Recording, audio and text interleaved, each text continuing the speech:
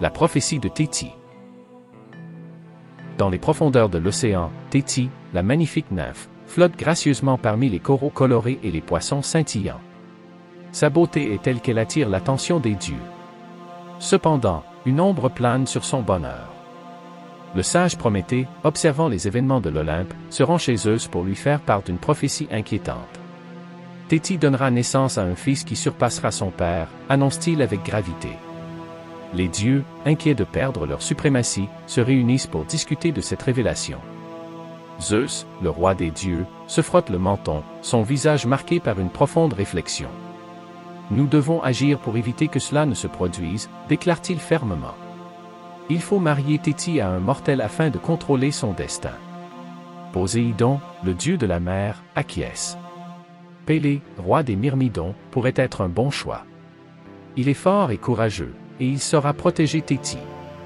Alors que les dieux concoctent leur plan, Téti nage librement dans les eaux cristallines, insouciante des intrigues divines. Elle joue avec les créatures marines, se sentant heureuse et libre. « Si seulement l'amour pouvait me trouver », murmure-t-elle, sans savoir que son destin est déjà scellé par les puissances qui l'entourent. Les dieux s'impatientent, conscients que le temps presse et que leur décision pourrait changer le cours de l'histoire. La réunion des dieux. Dans le palais flamboyant des dieux, une atmosphère de tension s'installe. Zeus convoque tous les dieux pour discuter de l'avenir de Téti et de la manière d'empêcher la prophétie de se réaliser. « Nous avons une situation délicate à gérer », commence Zeus d'une voix autoritaire. Les dieux, assis autour de la table dorée, échangent des regards inquiets. Pélée semble être un bon choix.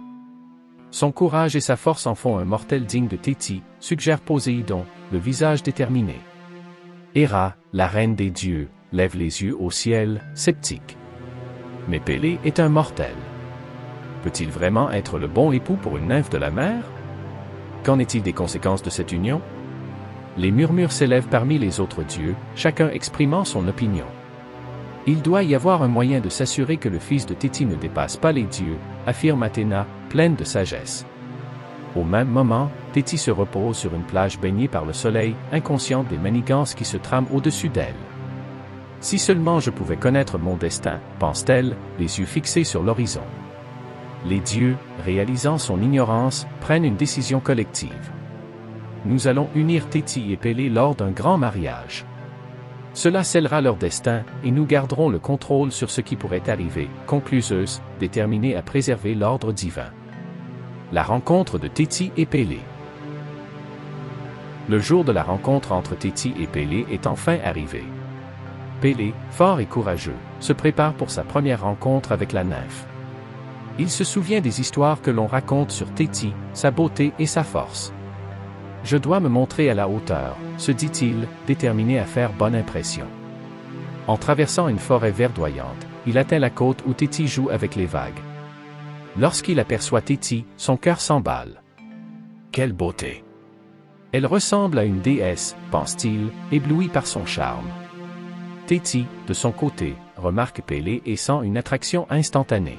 « Qui est cet homme qui ose s'approcher de moi ?» se demande-t-elle, fascinée. « Je suis Pélée, roi des Myrmidons », se présente-t-il, sa voix pleine de respect. « Je suis honoré de faire votre connaissance. » Téti, souriante, répond, « Et moi, je suis Téti, fille de Nérée, nymphe des mers. » Ils échangent des histoires, découvrant qu'ils partagent des valeurs et des aspirations similaires. « Je rêve d'une vie d'aventure », déclare Pélée. Téti acquiesce, réalisant qu'ils sont tous deux attirés l'un par l'autre. Alors qu'ils se rapprochent, Pélée ressent une force irrésistible qui l'attire vers elle. Peut-être que le destin m'a conduite à elle, pense-t-il. Téti, conscient de la connexion qui se crée, se demande si l'amour pourrait vraiment lui sourire. La cour de Téti. Après leur première rencontre, Pélée se sent attiré par Téti et décide de la revoir. « Je dois la connaître davantage », se dit-il, son cœur plein d'espoir. Il se rend à la mer, plongeant dans les profondeurs pour atteindre le royaume sous-marin de Téti. À son arrivée, il est émerveillé par la beauté du monde marin, où des coraux multicolores et des créatures fascinantes l'entourent. Les sirènes et les tritons l'accueillent chaleureusement. « Bienvenue, roi des Myrmidons », dit une sirène avec un sourire. Téti t'attend. Lorsqu'il voit Téti dans son royaume, son cœur se remplit d'admiration. « Je suis ravi d'être ici », déclare-t-il, émerveillé par sa grâce et sa beauté. Téti, touché par sa présence, lui montre les merveilles de son monde aquatique.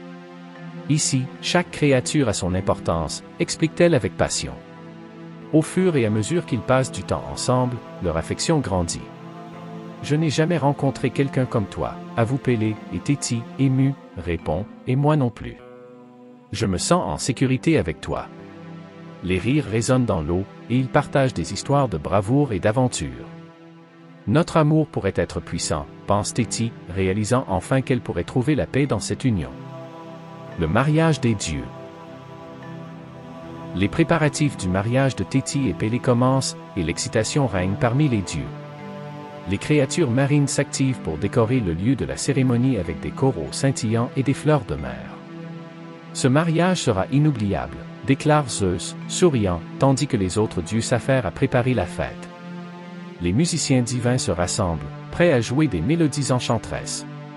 Nous devons célébrer cette union, dit Apollon, sa lyre à la main.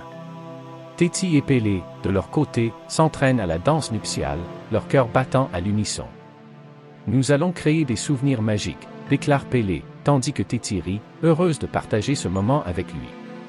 Le grand jour arrive, et les dieux descendent de l'Olympe pour assister à la cérémonie. L'assemblée est éblouissante, remplie de créatures marines et de cœurs divins. Téti, vêtu d'une robe scintillante tissée de perles, fait son entrée majestueuse, tandis que Pélé l'attend, le cœur battant. Aujourd'hui, notre destin est scellé, pense-t-il, plein d'espoir pour leur avenir. Alors que la cérémonie commence, les vœux sont échangés avec émotion. « Je promets de te chérir pour l'éternité », dit Pélé, les yeux brillants d'amour. Téti, ému, répond, « Et moi, je te suivrai dans toutes tes aventures. » La joie règne parmi les dieux, et la fête commence. La célébration du mariage. La cérémonie de mariage est un véritable festival, rempli de musique et de rires. Les dieux se réjouissent, levant leur coupe pour célébrer l'union de Téti et Pélé. C'est un jour de joie et de promesses, déclare Zeus, son visage rayonnant de bonheur.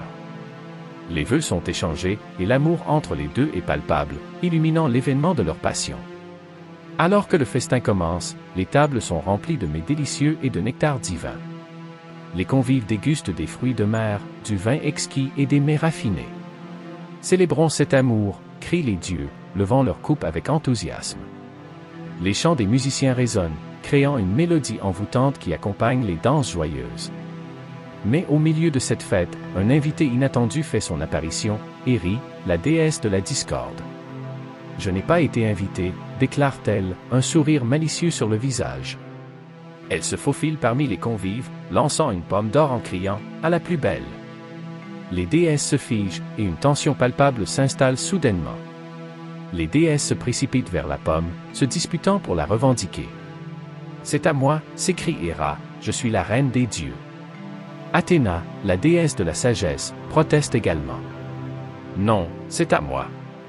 Je mérite cette reconnaissance. » Les tensions montent alors que les déesses commencent à s'accuser mutuellement, créant une atmosphère de chaos au milieu de la célébration. Le chaos de la pomme d'or. La pomme d'or roule sur le sol, et les déesses se précipitent pour la récupérer. « C'est à moi », s'écrie Héra, la voix pleine de détermination. « Je suis la reine des dieux, et je mérite d'être la plus belle. » Athéna, avec un sourire intelligent, ajoute « Je t'apporterai la sagesse et la gloire, choisis-moi. » Enfin, Aphrodite, avec charme, murmure « Je te donnerai l'amour de la plus belle mortelle. » Les tensions montent alors que les déesses commencent à se disputer. Téti, réalisant que la fête est en train de se gâter, se tourne vers Pélé. « Que se passe-t-il » demande-t-elle, inquiète pour la célébration. Pélé, perplexe, lui explique la situation. « C'est un cadeau empoisonné, Téti. La discorde est maintenant semée. » Téti, en colère, se lève et demande aux déesses de se calmer.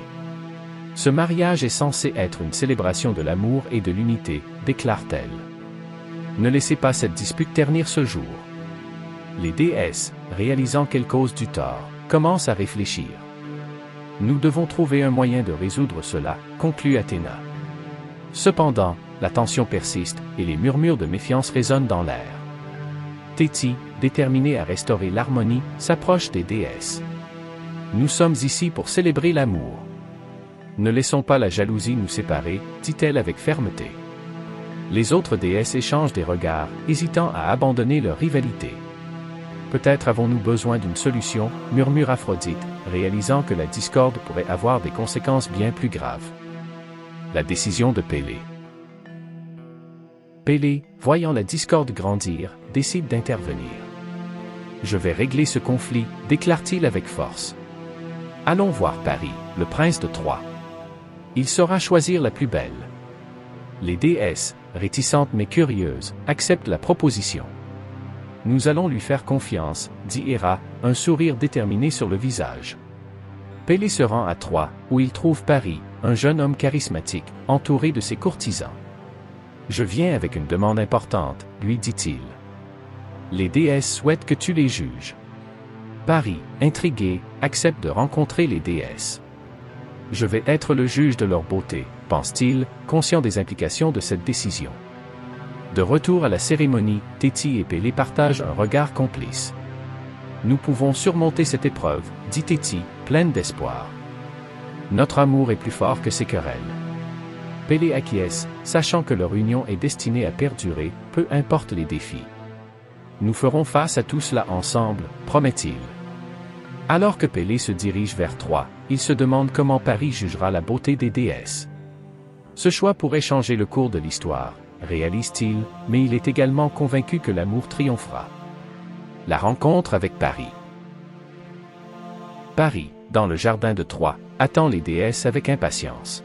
« Je suis honoré d'être choisi pour juger leur beauté, » pense-t-il, mais une nervosité l'envahit. Lorsqu'Héra, Athéna et Aphrodite apparaissent, chacune d'elles brille d'une beauté éclatante. Le jardin est rempli de lumière, et les fleurs semblent vibrer d'une énergie divine. « Paris, tu es notre juge, » dit Héra, avec une voix autoritaire. « Je te promets pouvoir et richesse si tu me choisis. » Athéna, avec un sourire intelligent, ajoute, « Je t'offrirai la sagesse et la gloire. » Enfin, Aphrodite, avec son charme irrésistible, murmure, « Je te donnerai l'amour de la plus belle mortelle. » Paris, tiraillé entre ses promesses, réalise que sa décision aura des conséquences. « Je dois choisir la plus belle, » déclare-t-il, les yeux scrutant les déesses. Alors qu'il hésite, Téti, observant de loin, sent la tension grandir. Que choisira-t-il? Se demande-t-elle, inquiète pour l'avenir de son mariage. Les déesses, impatientes, l'observent avec une intensité croissante. « Choisis bien, Paris, » murmure Athéna, sa voix pleine d'espoir. Les autres déesses échangent des regards, conscientes que la rivalité pourrait avoir des conséquences désastreuses. Paris, sentant le poids de leurs regards, prend une profonde inspiration. « Je vais faire un choix qui marquera l'histoire, » pense-t-il, déterminé à ne pas se tromper. Les conséquences du choix. Paris, après une longue réflexion, choisit Aphrodite comme la plus belle. « Je choisis ton amour, » déclare-t-il, et les autres déesses, choquées, s'éloignent avec colère. « Tu as fait une erreur, Paris, » murmure Athéna, tandis qu'Héra le regarde avec mépris. De retour à la cérémonie, Téti et Pélée sont informés du choix de Paris. « Ce choix aura des conséquences, » déclare Pélée, inquiet. Téti, réalisant que la discorde est semée, déclare « Nous devons rester unis malgré cela. » Le mariage continue, mais une ombre plane sur leur bonheur. Les dieux ne peuvent pas être ignorés, pense Téti, consciente que la guerre de Troie pourrait être le résultat de cette décision. Mais notre amour peut surmonter toute épreuve, conclut Pélée, déterminée à protéger sa famille. Les rires et les chants résonnent, mais l'avenir semble incertain. La promesse de leur amour est forte, mais les conséquences des choix des dieux pèsent lourdement sur leurs épaules.